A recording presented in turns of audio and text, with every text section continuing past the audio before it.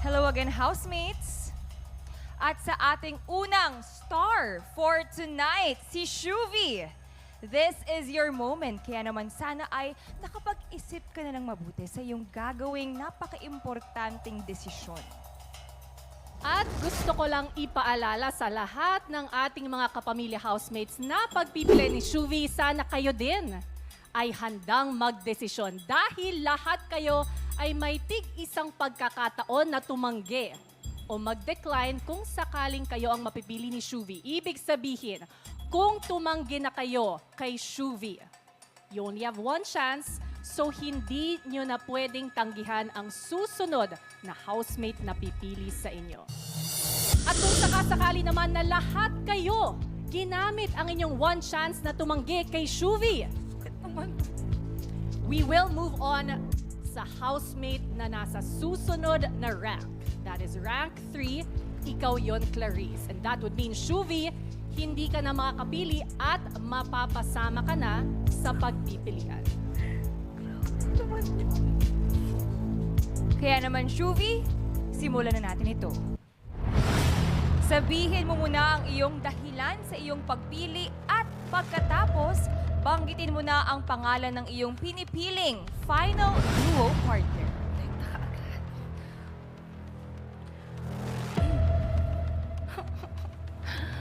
Dili na po. Okay.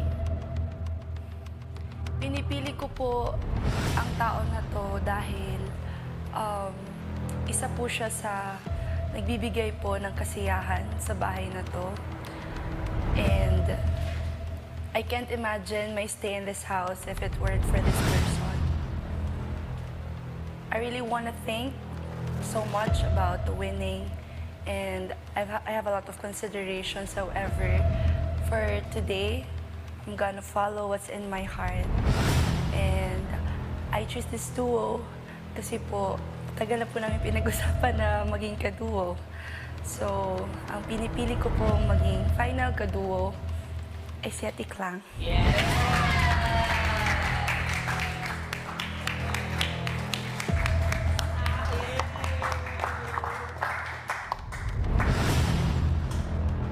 Isang masigabong palakpakan mula sa mga housemates para sa pinili ni Shuvi. Pero syempre, ang mas importanteng tanong, Clarice, will you accept or decline Shuvi as your final duo partner at sabihin mo sa amin kung bakit? May lapel ka ba? Yes.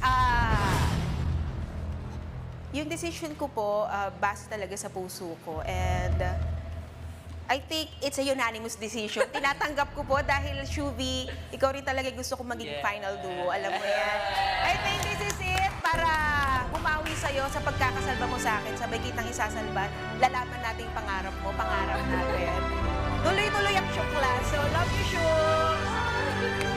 Mula sa pag-dive sa pool, Clarice, mag-dive ka na papunta sa iyong final duo na si Shuvi.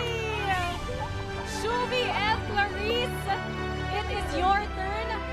Tumuntong na kayo sa inyong final duo platform.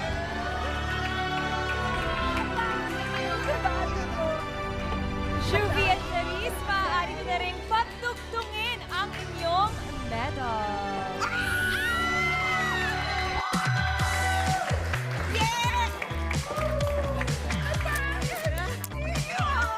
Ayan, may lapel. Ingatan ng lapel, ingatan ng lapel. At yan na nga, buo na ang ikalawang final duo ng edisyong ito. Yan ay sina Shuvi at Clarice! Woohoo! Congratulations sa inyong dalawa!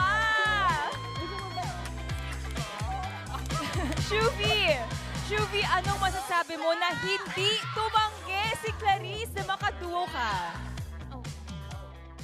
Again daw. Masyado sila Again, masaya. yes. Shuvi, anong pakiramdam, anong masasabi mo na hindi tumanggi si Ate Clarice na makaduo ka? Kasi po handa na po yung ano dun sa higaan niya pag hindi po siya, pag mag-no siya sa akin. Kaya po talagang masaya po ako sa desisyon niya po, Ate Gabby and Ate Bianca. Maraming nagpapasalamat. I have a very grateful heart at the moment po. And nagmamatter po din sa akin yung sinabi niya po. Kaya patuloy po ang laban ng Shukla.